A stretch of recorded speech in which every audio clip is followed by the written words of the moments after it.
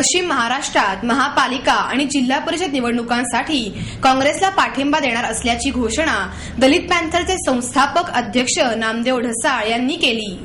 दलित वर्ग स्वबळावर निवडणुका लढवण्यास सक्षम नसल्यामुळे व दलितांचा विकास व्हावा या उद्देशानेच निवडणूक समझोता म्हणून इतर पक्षांना पाठिंबा देण्याची वेगवेगळी भूमिका घेण्यात असल्याचेही त्यांनी स्पष्ट केले। काँग्रेस भवनमध्ये झालेल्या निवड मंडळाच्या बैठकीनंतर नामदेव ढसाळ यांची पत्रकार परिषद झाली।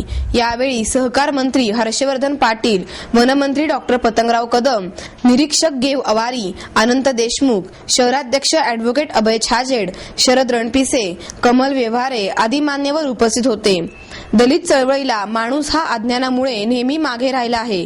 निवडणुका लढविण्यासाठी दलित वर्ग सक्षम नसल्यामुळे इतर राजकीय पक्षांना पाठिंबा देण्याशिवाय पर्याय उरत नाही। दलितांचे प्रश्न सोडविण्यासाठी रिपब्लिकन पक्षाच्या निळ्या झेंड्याखाली काही जण एकत्र आले। केवळ भुलभुलैया करण्यात आला, मात्र प्रश्न सुटण्यास याचा फारसा काहीच उपयोग झाला नाही।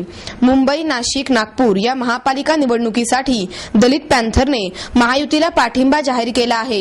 पश्चिम महाराष्ट्रात पुणे, पिंपरी, सोलापूर महापालिका व जिल्हा परिषद निवडणुकांसाठी काँग्रेसला पाठिंबा दिला आहे।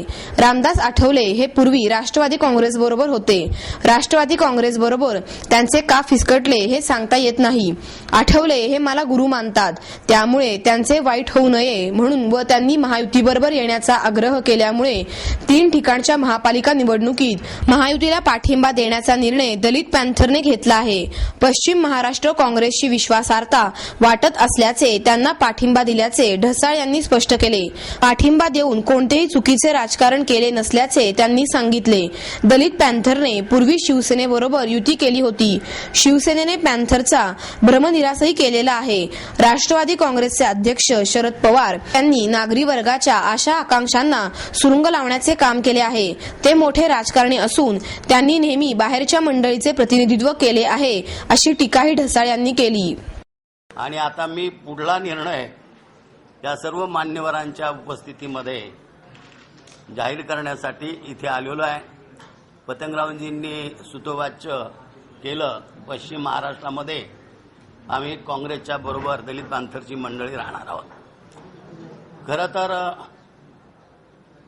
पूर्वाश्रमीय समाजातनं आलेलो आम्ही सर्व आंबेडकरी चळवळीतली मंडळी इलेक्शन आणि या सर्व गोष्टींसाठी आम्हाला एक मोठा प्रयास करावा लागतो, कारण समस्त दलित वर्ग, समग्र दलित वर्ग हा स्वतःच्या बळावर हा कधीही विधिमंडळात किंवा संसदेमध्ये किंवा तत्सम संस्थांमध्ये प्रतिनिधित्व करण्याच्या दृष्टीनं निवडणुकीसाठी सक्षम नाही। आणि म्हणून ज्यांना ही आपली डेस्टिनी संचित, ज्या अस्पृश्य समाजातील कार्यकर्त्यांना वास्तव म्हणून स्वीकारावे वाटते आणि ज्यांना रस्त्यातल्या लढाईच्या सोबत विधिमंडळातली लढाई दलित हिताच्या दृष्टीनं लढणं आवश्यक वाटतं, त्या सर्व मंडळींना अखिल भारतीय पक्षाच्या बरोबर निवडणूक समझोता करावा लागतो। खरं तर काँग्रेस आणि आंबेडकरी चळवळ निवडणुकीच्या विषयीची आपली पाठिंब्याची परिषद आहे, परंतु आम्ही जो निर्णय घेतला त्याचं कारण स्वतःच्या बळावर दलित समाजाला विधिमंडळात किंवा तत्सम संस्थांमध्ये प्रतिनिधित्व करता येत नाही आणि म्हणून राष्ट्रीय पक्षाशी किंवा प्रादेशिक पक्षाशी त्यांना निवडणूक समझोता करावा लागतो।